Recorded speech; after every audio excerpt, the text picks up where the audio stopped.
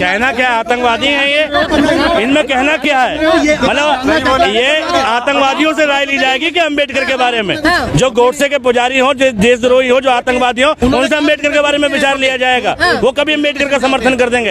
अम्बेडकर को समझने के लिए दिल में समानता का भाव लाना पड़ता है, ठीक है। अम्बेडकर को समझने के लिए संविधान के मौलिक अधिकारों में विश्वास करना पड़ता है। अम्बेडकर को समझने के लिए सभी धर्मों का सम्मान करना पड़ता है। ये ठहरे गोडसेवादी, धर्म धर्म धर्म धर्म धर्म का गांजा फूकते हैं ये, ठीक है। तो तुम्हें इनसे उम्मीद है अम्बेडकर की बात करेंगे, ये देश में भाईचारे की बात करेंगे?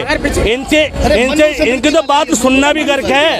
अगर कोई इनकी बात को एक दिन का सुन भी रहा है ना, ठीक है, तो वो भी दुखदायी बात है। इनको तो मौका नहीं मिलना चाहिए देश में खड़े रहने का, इनकी बात सुनी जा रही है, ठीक है। अगर आज संसद में मैं होता और मेरे अधिकार क्षेत्र में होता तो सबसे पहला कानून ये आता कि जितने गोडसेवादी हैं इनको उठा के जेल में डाल दो और इनकी नागरिकता छीन लो, ठीक है। बाकी तो बात की बात है, ठीक है भाई। देश जो है अम्बेडकर से चलेगा और गांधी के नाम से चलेगा, संविधान से चलेगा, मनुवादी व्यवस्था से नहीं चलेगा, गोडसे से नहीं चलेगा। अगर इस देश में रहना है तो जय भीम, जय अम्बेडकर कहना है, जय संविधान कहना है, ठीक ठीक। मैं तो कहता हूँ भारत माता की जय, भारत माता की जय। और कहूँगा बिल्कुल, क्या सोच रहे हो तुम? अबे छोड़, सब धर्म का सम्मान करे होते तो 40 ये अगर बाबा साहब के माने होते और सर्व धर्म का सम्मान करे होते तो 40 सीट पर भी शर्मा जी सिमट जाते, 40 सीट पर 19 में सिमट जाते। मैं दूंगा, सुनो ऐसे ही भागना पड़ेगा, हर मनुवादी को ऐसे ही भागना पड़ेगा। जिस दिन अम्बेडकर की बात होगी, जिस दिन अम्बेडकर की बात होगी, हर मनुवादी को ऐसे ही भागना पड़ेगा। तुम में अगर हिम्मत है तो यहाँ आके खड़े होकर बात करो ना। 40 सीट पे सिमटना और 2 सीट पे सिमटना, भाई कल को तो बीजेपी की सरकार भी 2 सीटों पे थी, तो इसका क्या मतलब है? चुनाव अलग चीज है, अम्बेडकर अलग चीज है। अम्बेडकर चुनाव से बहुत बड़ी चीज है। अम्बेडकर की तुलना देश में चुनाव से ना करो, ठीक है। अगर अम्बेडकर को जिंदा रखना है ना तो सद्भाव जिंदा रखो, धर्म का सम्मान। भाई कहते मोदी जी ने सम्मान किया अम्बेडकर का। हाथरस की बेटी रात में जला दी गई, अंतिम संस्कार तक का ऑप्शन नहीं मिला।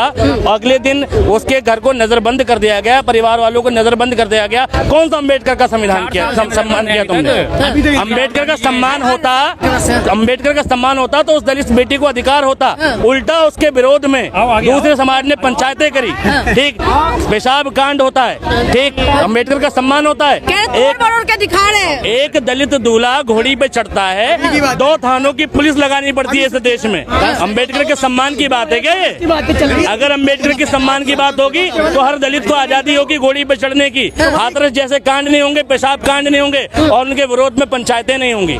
जिस दिन उल्टा मोदी जी क्या कर रहे हैं? दलितों का आरक्षण छीनने का काम कर रहे हैं। देश में 10% स्वर्णों का आरक्षण लागू कर रहे हैं। ये दलितों का सम्मान है क्या? लेकिन माता से तो संविधान लगाते हैं ना, माता से संविधान लगाते के सम्मान दिया है। माते से संविधान। एक बात बताओ, 2 तरह के लोग होते हैं। एक बच्चा एक दिन जाता है लाइब्रेरी में, किताब को चूम कर रख देता है, और एक बच्चा रात दिन किताब को लेकर घूम रहा और पढ़ रहा है। राहुल गांधी संविधान को लेकर घूम रहे, कहते संविधान को लेकर घूमता है। जो लेकर घूम रहा है वो पढ़ रहा है और सीख रहा है, सम्मान कर रहा है। मोदी जी संविधान को चूम रहे हैं और जाके कानून लाते हैं पुलिसिया स्टेट का।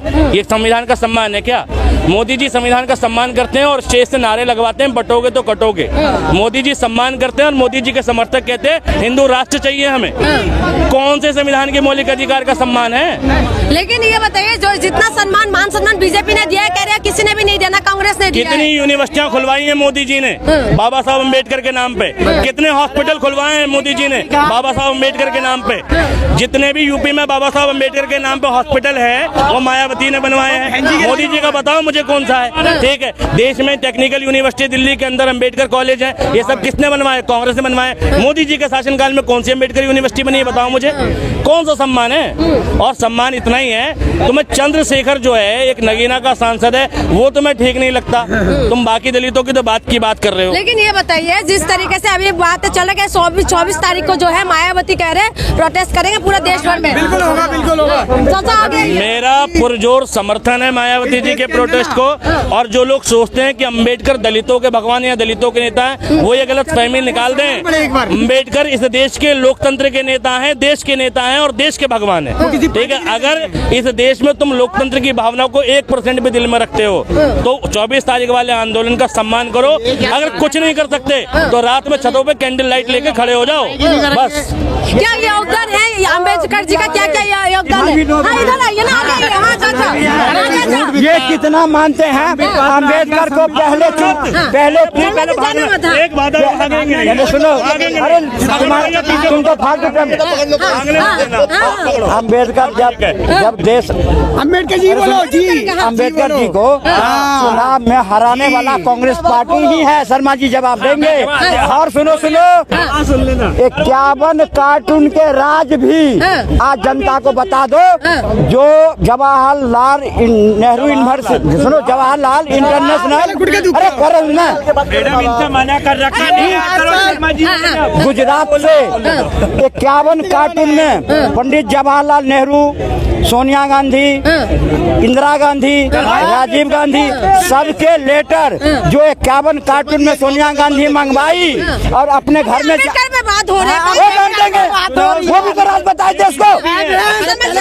2 लाइनों में आपके जवाब देता हूँ। सबसे पहले तो ये उस नेता का ये फॉलोवर हैं जिस नेता के बारे में आपने बात करी कि मोदी जी संविधान को माथे से लगाते हैं। तो सबसे पहले मैं कहता हूँ माथे से लगा दो, इस माथे के अंदर ही दिमाग होता है, उसे दिमाग में उतारो भी तो सही उस संविधान को। ठीक है जी, उस विचारधारा को उतारो तो सही। अब दूसरी बात, आपने कहा कि उन्हें लोकतंत्र के चुनाव में हराया गया, बिल्कुल सही बात है। आपने वो अपनी शेड्यूल का फेडरेशन सुन लिए, बता रहा हूँ, खुल के बता रहा हूँ। अरे सुनो तो सही, अरे पूरी बात तो सुनो यार, पूरी बात तो सुनो।